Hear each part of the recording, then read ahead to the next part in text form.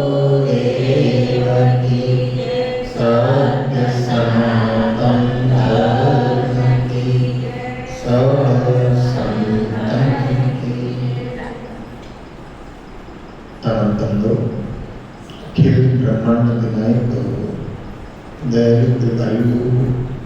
राम सच्चिदानंद के वल्लभ पावन चरणारविंदों में श्रद्धा, प्रीति और भक्ति के साथ कोटि कोटि बार वंदन प्रणाम करते हुए परम श्रद्धालु प्रभुप्रेमी भक्तजनों, श्रद्धा वात्सल्य सिद्धि स्वरूपा मुक्ति स्वरूपा माता शक्ति परम पवित्र चातुर्मास के परम पावन सत्संग में विश्राम सागर के पावन प्रसंग में 88,000 संपन्न कृष्ण के प्रति तत्वेता जी महाराज नियमित सारणी पावन तीर्थ में पावन कथा को सुना रहे हैं। रघुनाथ दास जी महाराज अपने शिष्यों को श्रवण करवा रहे हैं। भगवान आशुतोष सदाशिव भगवती माँ पार्वती को श्रवण करवा रहे हैं और यमराज महाराज अपने दूतों को गृहस्थाश्रमी का धर्म क्या होता है ये बताने का पुरुषार्थ कर रहे हैं। कल आपने श्रवण किया एक कपूत और कपोती जिसको कि एक व्याध ने बंदी बना लिया था कपोती को,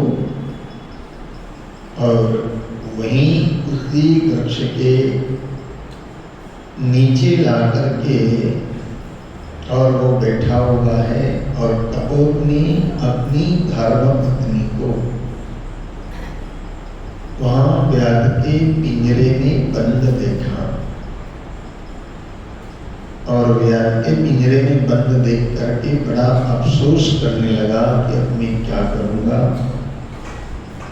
लेकिन वो कपोती ने कपोत को गृहस्थाश्रम की व्याख्या करते हुए गृहस्थाश्रम के धर्म को बताते हुए कहा कि हे पति, पति मत वेद या को जानो, देव की शरण तुम्हारी हो। इस व्याध को आप अपना शत्रु मत मानो और ये आप जिस वृक्ष पे रहते हो, आपका जहाँ घर है वहाँ ये अतिथि बनकर के आया है, शरणागत होकर के आया है और इसलिए घर आए सत्कार करो, घर आए सत्कार न करी, नासे पुण्य पाप सिद्ध। किसी के घर पर कोई अगर आता है तो उसका अगर कोई सत्कार नहीं करता है तो पुण्य का नाश होता है, पाप की अभिवृद्धि होती है। और इसलिए आप इस व्याध के प्रति मन में दुश्मनाहट का भाव न करके और आए हुए अतिथि का सत्कार करके, क्योंकि अतिथि देवो, ये मान करके आप इस व्याध का सत्कार करिए और ताते या की सेवा करम और ग्रस्त धर्म सो हृदय धर्म। इसलिए आए हुए सब अतिथि की आप सेवा करिए और गृहस्थाश्रम का जो धर्म है उसका आप निगाह करिए और इस धर्म पालन के अंदर व्यक्ति को कोई देरी नहीं करना चाहिए, क्योंकि धर्म पालन के समय धर्म पालन का मौका बार बार नहीं आया करता है, फिर ऐसो अवसर नहीं पा, क्योंकि जो अतिथि आज आया है वो दोबारा हमारे घर पर अतिथि बनकर के आएगा, इसकी कोई गारंटी नहीं। इसलिए हे पतिदेव, आप मन में इसके प्रति कुछ भी भाव आप मत रखो और आप इनका अधिकार, आप जो है गृहस्थाश्रम का पालन करते हुए आप अपने गृहस्थाश्रम धर्म का पालन करके और इनका सत्कार करें। और कपोती के बात को सुनकर के और विचार करने लगा है कि मैं पक्षी हूँ, मैं कौन? पक्षी हूँ और ये मनुष्य है। और मैं पक्षी होकर के और इस मनुष्य की सेवा कैसे कर सकता हूं? लेकिन पूर्व जन्म के कुछ संस्कार रहे होंगे और शायद ये समझाने के लिए कथा कही होगा। इस पर बात मत जाना कि वो पक्षी कैसे मनुष्य की भाषा बोल सकता है। ये मनुष्यों को समझाने के लिए सारी कथाएं शास्त्रों के अंदर जो बताई गई है। और पंचशील जो एक ग्रंथ है, एक ग्रंथ का नाम है पंचशील। और पंचशील नाम का जो ग्रंथ है उसमें ज्यादातर कथाएं जो है वो पक्षियों की और जानवरों की कथाएं, और उन कथाओं के माध्यम से मनुष्य को प्रेरणा प्रदान की है कि हमें अपने धर्म का पालन कैसे करना चाहिए। और इसलिए शास्त्र में कहा भी गया है कि भगवान से क्या प्रार्थना हमारी होना चाहिए। बोले भगवान मेरा जीवन सद्धर्म के लिए हो, भगवान मेरा जीवन सद्धर्म के लिए हो जिंदगी तो लेकिन उपकार के लिए हो जिंदगी तो लेकिन उपकार के लिए हो। कि सुंदर स्वभाव मेरा कि दुश्मन का मन रिझाले, सुंदर स्वभाव मेरा दुश्मन का मन रिझाले, वो देखते ही कह दे तुम प्यार के लिए हो, वो देखते ही कह दे तुम प्यार के लिए हो।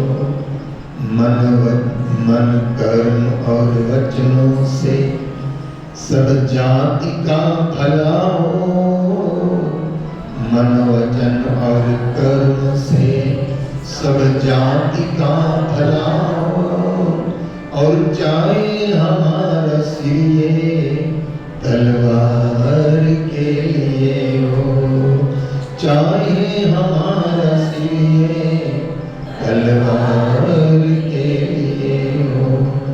भगवान मेरा जीवन सद्धर्म के लिए हो, भगवान मेरा जीवन सद्धर्म के लिए हो जिंदगी तो लेकिन उपकार के लिए हो जिंदगी तो लेकिन उपकार के लिए। तो पंचशील नाम के उस ग्रंथ के अंदर जो कुछ भी कथाएं कही गई हैं, पक्षियों की कथाएं, जानवरों की कथाएं, उन कथाओं के माध्यम से समझाया गया किसको? मनुष्य।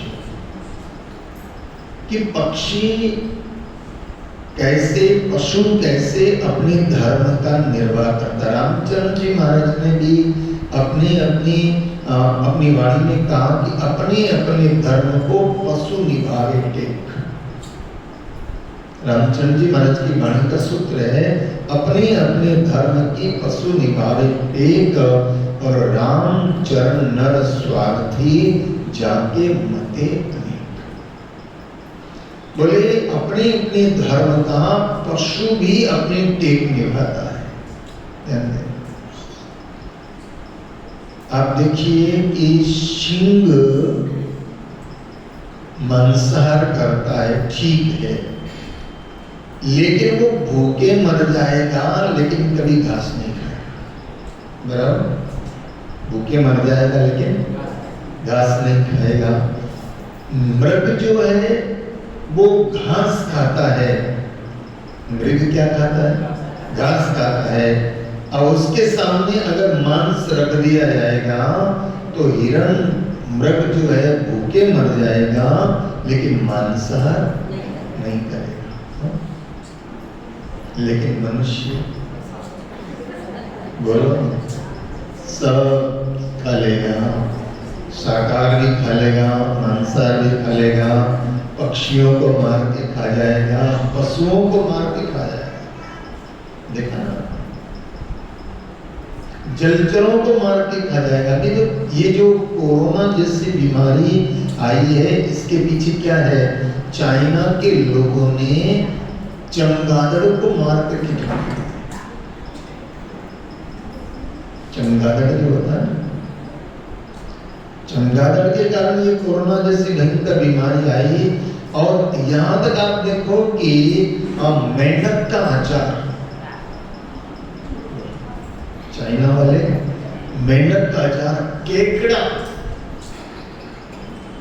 जो होता है ना पानी के अंदर, न मनुष्य ने जलचरों को छोड़ा और न मनुष्य ने नभचरों को छोड़ा और न मनुष्यों ने स्थलचरों को छोड़ा। सारे पशुओं का मांस ये मनुष्य खा जाता है। चौपाइयों का क्या, पक्षियों का क्या, जल में रहने वाले जीवों का क्या। मैंने तो ऐसे ऐसे लोगों को देखा। एक बार हमारे सामने की घटना, कोई चीनी व्यक्ति, हम वहाँ चंबल के क्षेत्र में थे, गांवड़े में, वहाँ कुछ चाइनी लोग जो है कुछ रिसर्च करने आए थे। चाइनी लोग वहाँ रिसर्च करने आए थे। उन्होंने क्या किया, एक अपना काम तो वो कर रहे थे, लेकिन उनका खान पान अलग टाइप का। अब वो क्या किया, उन्होंने एक कपड़े को तेल में भिगो दिया और तेल में भिगो करके चींटियों के, जहां उनका वो बिल होता ना चींटियों का, उस पर रख दिया उसको। तेल के कारण सारी चींटियां उस कपड़े को चौंट गई और उसको उन्होंने क्या किया,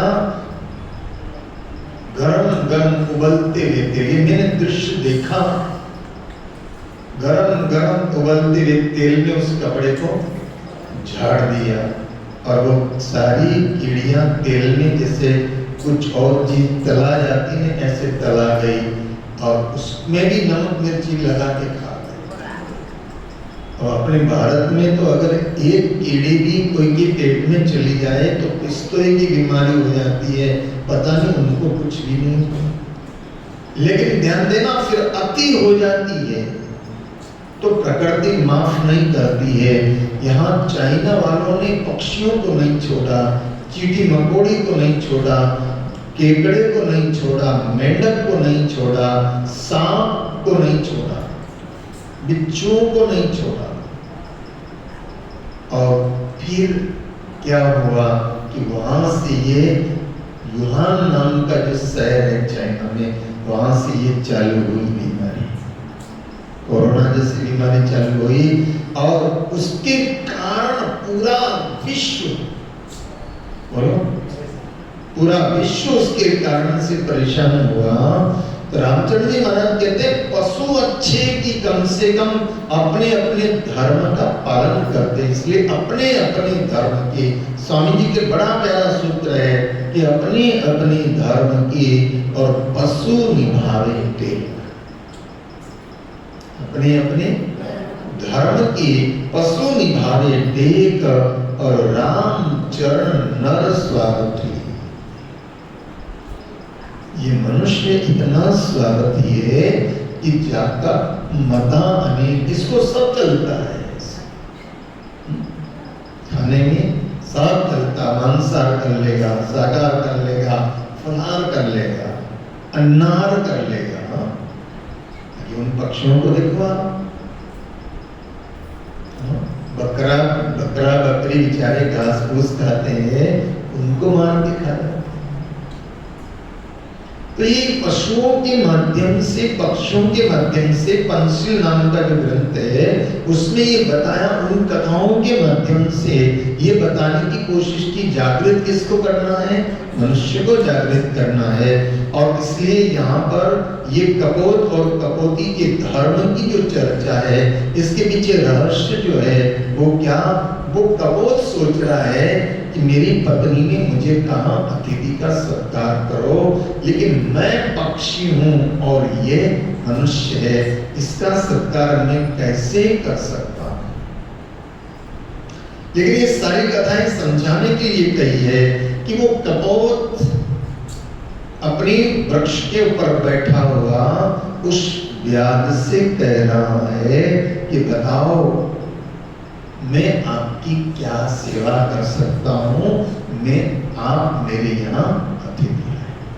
अब ये बात कर मत जाना कि वो कबूतर और कपोत मनुष्य की भाषा कैसे बोल रहा है, ये हम सबको समझाने के लिए और संभव है, क्योंकि कई पक्षी मनुष्य की भाषा,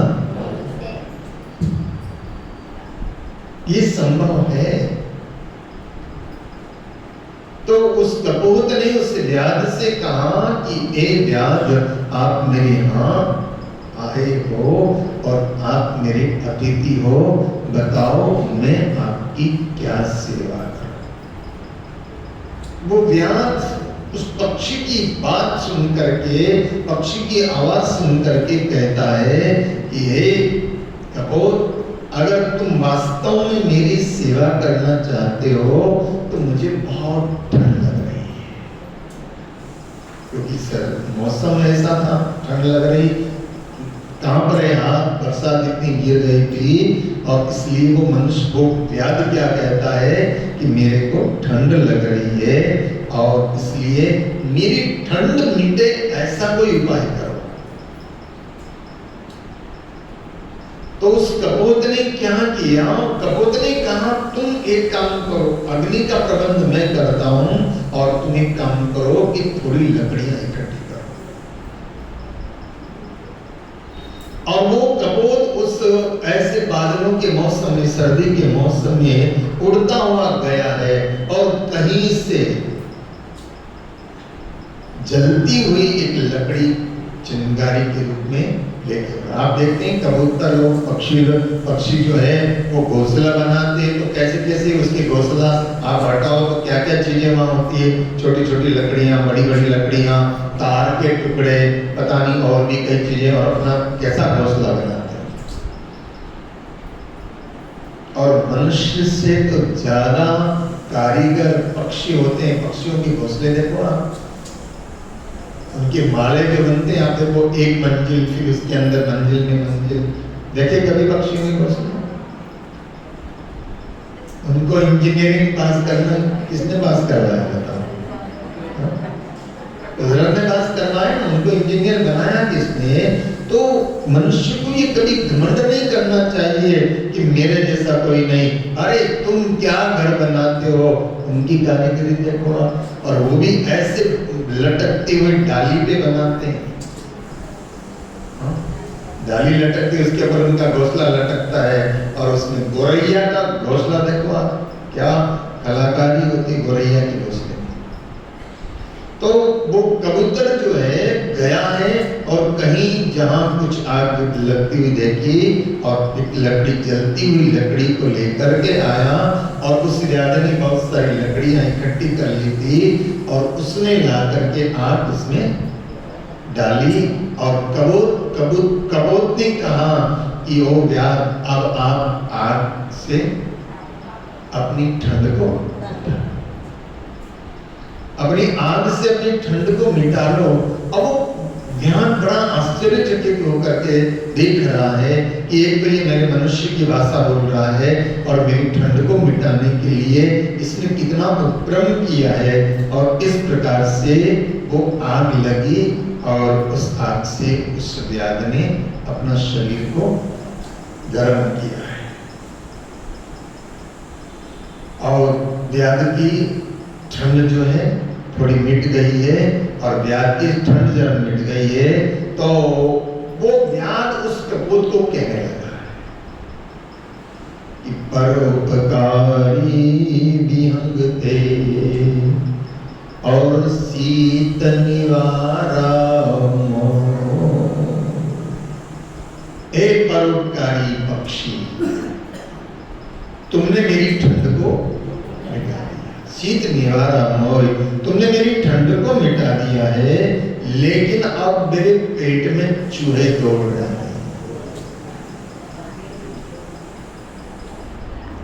परोपकारी विहंग तुम और शीत निवारा मोह। अब कछु भोजन दीजिए, क्षुधा सतावे मोह। ए परोपकारी पक्षी, तुमने मेरी ठंड मिटा दी है और अब मेरे को बड़ी भूख लगी है, तो मेरी भूख को मिटाने का तुम उपाय करो। और ऐसा सुना उस कपोत ने, तो कपोत सोचने लगा, विचार कर रहा है कि धिक्कार है इस पक्षी जीवन को। समझना है, वो कपोत मन में कह रहा है, धिक्कार है इस पक्षी जीवन को कि जिसमें हम कुछ खिला नहीं सकते, और धन्यवाद है मनुष्य जीवन को कि कम से कम दूसरे को खिलाने की योग्यता तो रखता है। लेकिन ध्यान देना, मनुष्य क्या करता है? बस मैंने खा लिया, मैंने खा लिया, मेरे परिवार ने खा लिया, मेरे बंधु बांधवों ने खा लिया, बाकी किसको खिलाना है?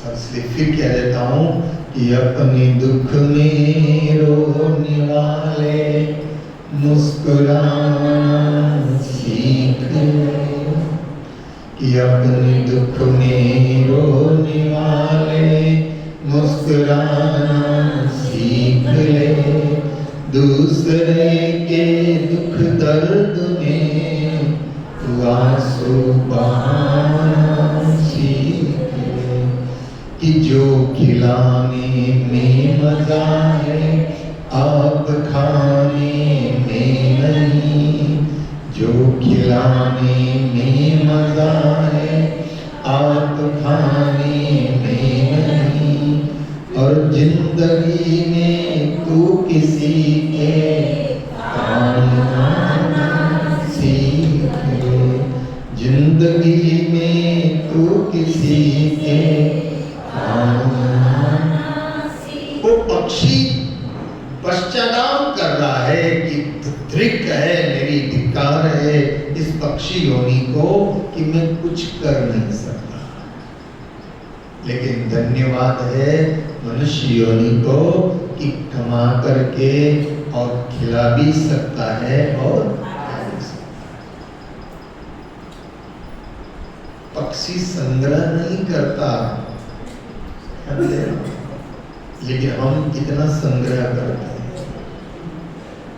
हम कितना इकट्ठा करते हैं। हम कल की चिंता करते हैं, पक्षी और पशु कल की चिंता नहीं करता है। लेकिन धन्यवाद फिर भी किसको दिया जा रहा है? कौन सी योनि को धन्यवाद दिया जा रहा है? कि मनुष्य एक दूसरे को खिला सकता है, और इसलिए जो खिलाने में मजा है आप खाने में नहीं, जो खिलाने में मजा है आप खाने में नहीं, और जिंदगी में तू किसी के काम ना। तो पक्षी कह रहा है, धन्य है मनुष्य योनि को कि वो उपकार कर सकता है। इसलिए रामचंद्र जी महाराज ने कहा है कि पक्षी योनि में गए, पशु योनि में गए, लेकिन वो धन्य नहीं है। धन्य कौन सी योनि है? और ऐसी मनुष्य योनि जो हमें प्राप्त हुई है, बड़े भाग्यमान सरकार पावा, बड़े भाग्यमान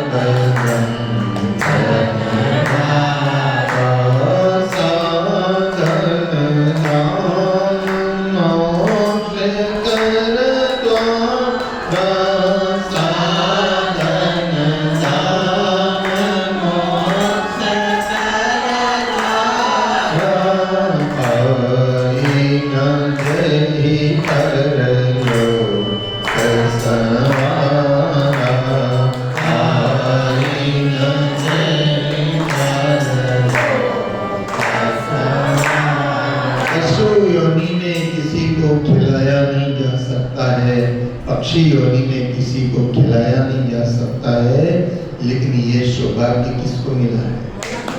मनुष्य योनि को नहीं मिला है। इसलिए खिला करके खाओ। क्या खाओ? खिला करके खाओ तो सही, लेकिन किसी को खिला खा करके राजी नहीं होना है। बोलो, खिलाकर राजी होना। वो पक्षी पश्चाताप कर रहा है कि धन्य है मनुष्य योनि और निकृष्ट है पक्षी योनि, कि मैं इसकी क्या सेवा कर सकता हूं। लेकिन फिर उसने कहा ये तो मांसाहारी है, ये व्याध मांसाहारी है और ये मांस खा सकता है। पत्नी मेरी इसकी पिंजरे में पड़ी हुई है और मेरा जीवन अब बचा करके भी मैं क्या करूंगा। तो पक्षी कपोत बोलता है, ओ व्याध जरा ठहरो, अभी मैं तुम्हारा भोजन का प्रबंध करता हूँ। ऐसा कह करके और उस कपोत ने उस आग जो लगी हुई है उस आग का परिक्रमा की है और परिक्रमा करके और बोलता हुआ, लो तुम्हारे लिए भोजन तैयार है, ऐसा करके और वो कपोत उस आग में कूद गया और कपोत आग में कूद गया, पंख जल गए, इसके देह छूट गई। और ये सारा दृश्य देखकर उस व्याध को वैराग्य हो गया। ध्यान देना मेरे भाई, जीवन में, हमारे जीवन में भी ऐसी कई घटनाएं घटती है और उन घटनाओं को देखकर अगर वैराग्य नहीं होता है तो हमारे जैसा कोई दुर्भाग्यशाली नहीं।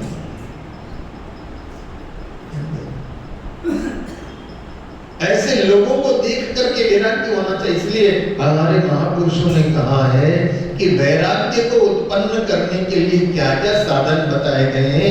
बोले वैराग्य को उत्पन्न करने के लिए सत्संग बताया गया। वैराग्य कहाँ उत्पन्न होता है? बोले सत्संग में उत्पन्न होता है।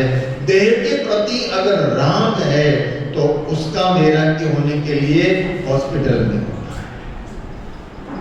जिस देह पर हमको बड़ा अहंकार है ना, मेरा शरीर बड़ा सुंदर है, मेरा शरीर ऐसा है वैसा है, लेकिन कभी हॉस्पिटलों की मुलाकात लेकर के देखो, हॉस्पिटलों में जाकर के देखो कि कैसे कैसे लोग कैसी कैसी बीमारियों से ग्रसित है। और इस देह का और ही ज्यादा ही अहंकार अगर होता है ना तो शमशान जाकर के देखो, देह का ज्यादा ही अहंकार होता है। तो इसलिए महापुरुषों ने कहा है कि व्यक्ति को कम से कम शादियों में जाना चाहिए और ज्यादा से ज्यादा मैयत में जाना चाहिए। समझे ना? शादियों में जाएंगे ना तो राग पैदा होगा। शादियों में जाएंगे तो लोग नए नए कपड़े पहन के आए हैं, नए नए गहने पहन करके आए हैं, लगेगा इसके पास तो ये है, मेरे पास तो, बोलो ना, राग पैदा होगा। मेरे पास भी ऐसा होना चाहिए। कपड़ों को देख करके राग पैदा होगा, गहनों को देख करके राग पैदा होगा, वाहनों को देख करके राग पैदा होगा। लेकिन इसलिए कहा है कि राग को अगर बढ़ाना है तो शादियों में जाना चाहिए और अनुराग को अगर बढ़ाना है तो शमशान में जाना चाहिए। इसलिए स्वामी राम तीर्थ बड़े अद्भुत संत हो गए, बड़े प्यारे संत हो गए, बड़े अद्भुत संत हो गए स्वामी राम तीर्थ। वो राम तीर्थ कहा करते थे कि जब शरीर का अहंकार सताने लगे तो जाकर के देखो शमशान। शरीर का अहंकार सताने लगे तो जाकर के देखो शमशान। शरीर का अहंकार सताने लगे तो जाकर के देखो हॉस्पिटल। धन का अहंकार सताने लगे तो जाकर के देखो अपने से बड़ा धनपति। और ताकत का अहंकार अगर सताने लगे तो अपने से बड़े ताकतवर को देखो।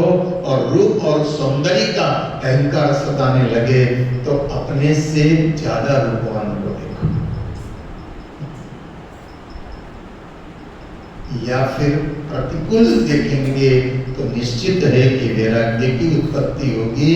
वहां वो पक्षी आग के चक्कर लगा करके और ये कहता हुआ आग में कूद गया कि हे व्याध, लो तुम्हारे लिए भोजन तैयार है। और उस व्याध ने सोचा मैं तो मनुष्य हूँ और ये पक्षी है, मैं तो मनुष्य हूँ, भगवान ने मुझे दो हाथ दिए हैं, दो पांव दिए हैं, काम करने की क्षमता मुझे प्रदान की है। ध्यान देना, ये हाथ परमात्मा ने दिए। और सवेरे सवेरे जो हम मंत्र बोलते हैं ना, लोग कहते हैं ऐसा मंत्र बोलने से लक्ष्मी आ जाएगी। अरे लक्ष्मी मंत्र बोलने से नहीं आएगी, इनके भावों को जरा समझो। लोग कहते हैं कराग्रे वस्ते लक्ष्मी, बोलो तो लक्ष्मी आ जाएगी। अरे उसका मतलब यह है कि करों से कर, कर मतलब कर, कर इन हाथों को क्या कहते हैं? कर। तो इनसे क्या कर? बोले मेहनत कर, परिश्रम कर। और परिश्रम करेगा, हाथों से अगर तू परिश्रम करेगा तो लक्ष्मी। इसका मतलब ये है, ऐसा नहीं कि सुबह उठते थे हाथ देख लो, कराग्रे वस्ते लक्ष्मी, कर मध्य सरस्वती, कर मूले तो गोविंद, प्रभाते कर दर्शनम। इसका मतलब ये है कि ये हाथ हमें प्रेरणा दे रहे हैं पुरुषार्थ करो। और पुरुषार्थ करोगे तो बोलो ना, लक्ष्मी आएगी। तो ये परमात्मा ने, वो व्याध मन में सोचता है कि परमात्मा ने मुझे हाथ दिए हैं, परमात्मा ने मुझे पांव दिए हैं, परमात्मा ने मुझे सोचने के लिए बुद्धि प्रदान की है। सोचने की क्षमता जो है ना, विचार करने की क्षमता जो है ना, परमात्मा ने किसको दी? मनुष्य को दी है। और ऐसी क्षमताओं से परिपूर्ण होते हुए भी, ऐसी क्षमताओं से परिपूर्ण होते हुए भी हम क्या करते हैं? फसल उगा करके, अनाज पैदा करके खाना चाहिए, लेकिन हम क्या करते हैं? जो बेचारे निर्दोष प्राणी हैं उनको भी हम मांसाहार, हिंसामय जीवन। और इसलिए हमारे यहाँ बताया, बोले परम धर्म का क्या है? परम धर्म क्या है? परम धर्म है अहिंसा। अहिंसा परमो धर्म। ये कोई ऐसा मत सोचना कि तो जैन शास्त्र का सूत्र है। अरे जैन शास्त्र तो बाद में पैदा हुए, उससे पहले हमारा सनातन धर्म पैदा हुआ। जैन शास्त्र में अहिंसा परमो धर्म की बात की है। तो जैन धर्म के संस्थापक कौन हुए? भगवान ऋषभदेव। बोलो ना, कहां से चला जैन धर्म? ऋषभदेव से चला ना। और ऋषभदेव को हमारे यहाँ पर जो है अवतार माना है, 24 अवतारों में एक अवतार है। लेकिन ऋषभदेव के पहले 6 अवतार पहले हो चुके हैं। ऋषभदेव को 7वां अवतार हमारे यहाँ मानते हैं, उससे पहले 6 अवतार हो चुके। और 6 अवतार हो चुके, तब भी कोई धर्म था कि नहीं था? इसलिए अहिंसा परमो धर्म, ये जैन का तो सिद्धांत है ही सही, लेकिन सबसे बड़ा सिद्धांत हमारी सनातन संस्कृति का सिद्धांत है कि जीवो और सिर्फ मनुष्यों के जीने मत दो, सबको जीने दो। जीवो और जीने दो, जीवो और जीने दो। और ध्यान देना, उपाय मनुष्यों को बताया जाता है।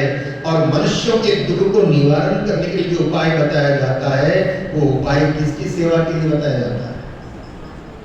बोलो ना। आप बहुत ज्यादा कर्ज में पड़े हुए हो तो मछलियों को दाना, मछलियों को आटा खिलाओ। मनुष्य बहुत कर्ज में पड़ा है तो मछलियों की सेवा करो, तुम्हारा कर्ज दूर हो जाएगा।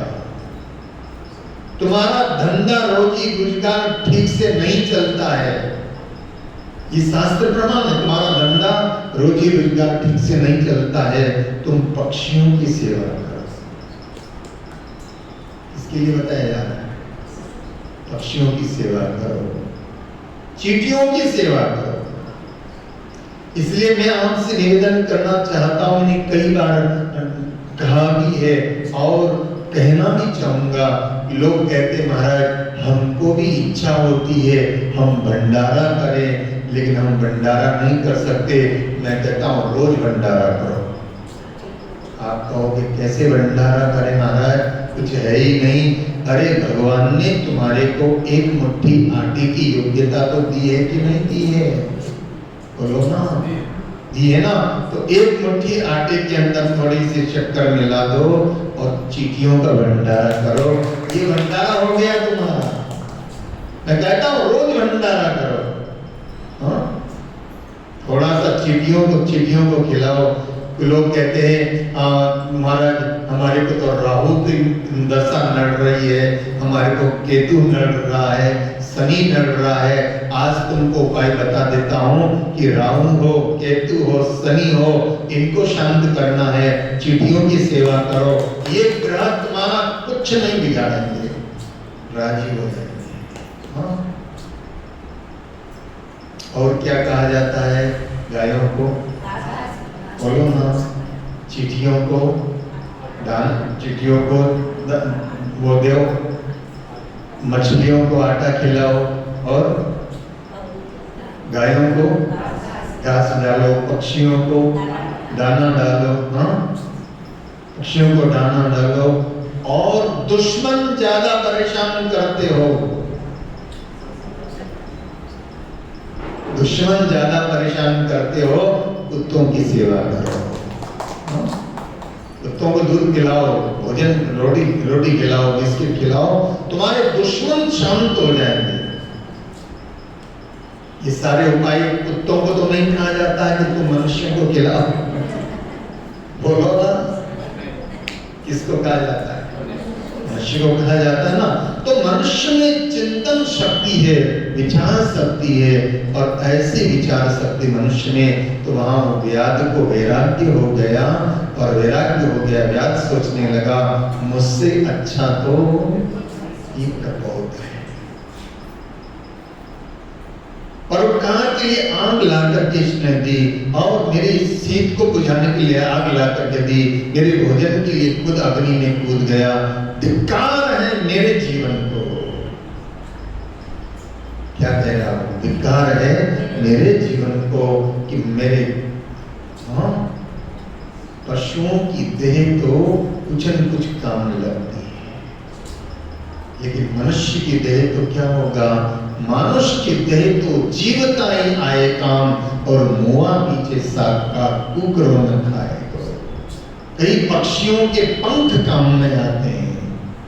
बोलो ना, कई पक्षियों के पंख काम में आते हैं, कई पक्षियों की चोंच काम में आती है, कई पक्षियों के कुछ अंग काम में आते हैं, कई पशुओं के अंग काम में आते हैं, लेकिन मनुष्य का तो या तो दफन कर दिया जाएगा या जला दिया जाएगा।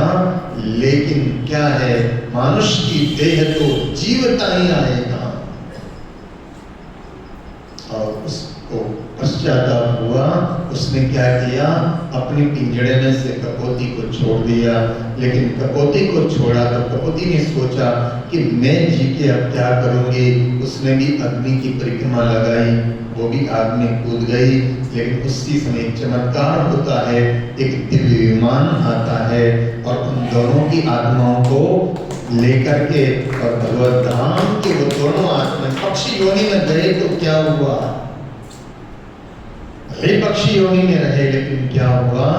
आखिर के अंदर तो परोपकार के लिए अपनी देह को समाप्त कर दिया। तो भगवत धाम के अधिकारी हुए, और उस व्याध को भी वैराग्य हो गया, और भगवान से वो प्रार्थना करने लगा, हे मेरे प्रभु, मैं कितना अपराधी हूं, और भगवान का तो मुझ पर इतनी मेहर है। मनुष्य पर मनुष्य, भगवान ने कृपा करके मनुष्य देह दी, ये भगवान की क्या है। और वो व्याध को भी वैराग्य हुआ, और उसने भी सोचा मैं भी अपने देह को जो है सफल कर। तेरी मेहरबानी का है वो जीतना, तेरी मेहरबानी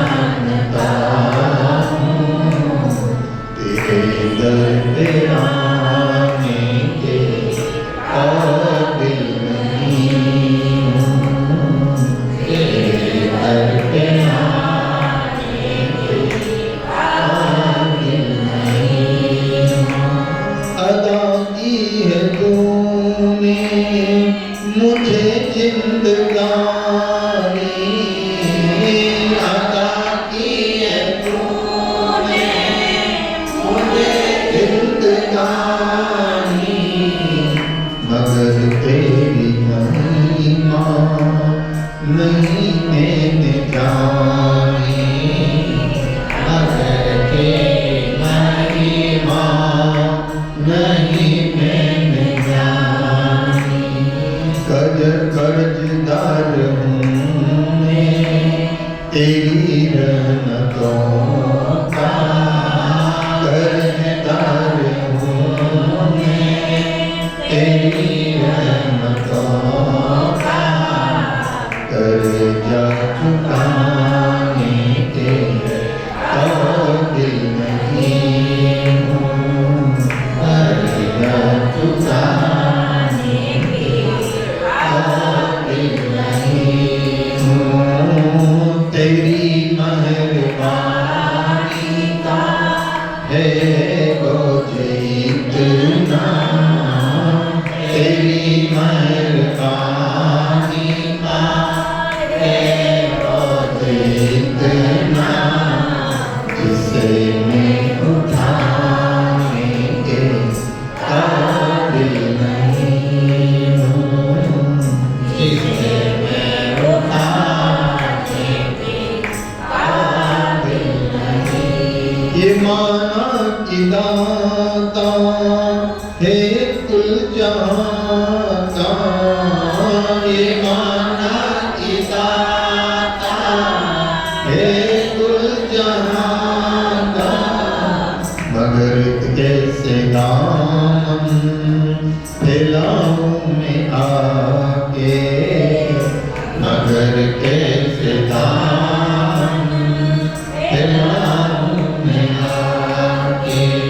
जो अब तक दिया है वही कम नहीं है, जो अब तक दिया है वही कम नहीं है, जिसे मैं चुकाने के काबिल नहीं हूँ, जिसे मैं चुकाने के काबिल नहीं हूँ। तेरी मेहरबानी का है बोझ इतना, तेरी मेहरबानी का है बोझ इतना, जिसे मैं उठाने के काबिल नहीं हूँ, जिसे मैं उठाने के काबिल नहीं। तमन्ना है इस दर पे सिर को झुका लूं, तमन्ना है इस दर पे सर को झुका लूं, तेरा दीदार जी भर के मैं पाऊं, तेरा दीदार जी भर के पाऊं। सिवा दिल के टुकड़े के ए मेरे मालिक, सिवा दिल के टुकड़े के ए मेरे मालिक, मैं कुछ भी चढ़ाने के काबिल नहीं हूँ, मैं कुछ भी चढ़ाने के काबिल नहीं हूँ। तेरी मेहरबानी का है बोझ इतना, तेरी मेहरबानी का है बोझ इतना, जिसे मैं उठाने के काबिल नहीं हूँ, जिसे मैं उठाने के काबिल नहीं हूँ, जिसे मैं उठाने के। भगवान को हाथ जोड़ करके याद करने लगा, ए मेरे मालिक, हमसे तो अच्छे ये पक्षी हैं, मैं तो पक्षियों की हत्या करने वाला, जीवों की हत्या करने वाला, अपने पेट के कारण जो प्राणी किसी का कुछ नहीं बिगाड़ते हैं उनको मैं मारने वाला, ये मेरे मालिक, मेरी योग्यता नहीं है कि मैं तेरे दर पर आ जाऊं, लेकिन प्रभु तू तो दयालु है, तू दया कर, रहम कर, मेरे दाता तू रहम कर, मेरे प्रभु तू रहम कर। ऐसा करता हुआ वो प्यार पश्चाताप करता हुआ उसी वन के अंदर भगवान का भजन करने लगा। पूर्व जन्म के ऐसे संस्कार कोई रहे होंगे जिसके कारण इस जाति को वैराग्य की प्राप्ति हुई और फिर जो है भजन करता हुआ, भजन के माध्यम से सारे जो कर्म किए थे वो जल करके भस्म हुए। स्मरण के प्रभाव से सारे उसके पूर्व के कर्म, क्योंकि भगवान की भक्ति, भगवान का नाम ऐसा है, भगवान की भक्ति ऐसी है कि सारे कर्मों को जला करके और वो त्याग कर देता है, बाकी रहे वे जीवन। इसलिए संतों ने कहा कि गई सो गई, ध्यान देना, गई सो गई, लेकिन रात रही को जितनी चली गई है वो तो वापस नहीं आ सकती है, लेकिन जितनी उम्र हमारी बच गई है उस बची हुई उम्र में भी भगवान का भजन कर लेते हैं तो जीवन सार्थक हो जाता है। आप लोग जानते हो कुआं जो होता है, कुएं में से पानी निकालते हैं, कुएं में से पानी निकालते हैं और जितना कुएं की पानी की दूरी है, तो मान लो कि 15 फुट का पानी है तो हमारे को रस्सी कितनी चाहिए? 17 फुट चाहिए। कितनी चाहिए? 15 फुट का तो बहुत तकलीफ हो जाएगी ना, इसलिए कम से कम 17 फुट रस्सी चाहिए। और कुएं के बाहर तक 2 फुट रस्सी रह जाती, बाल्टी को हमने बांध दिया और रस्सी बाल्टी को अंदर डाल दिया, तो कितने फुट रस्सी गई अंदर? 15 फुट पानी है तो 15 फुट रस्सी गई कि नहीं गई? लेकिन हाथ में कितनी रही?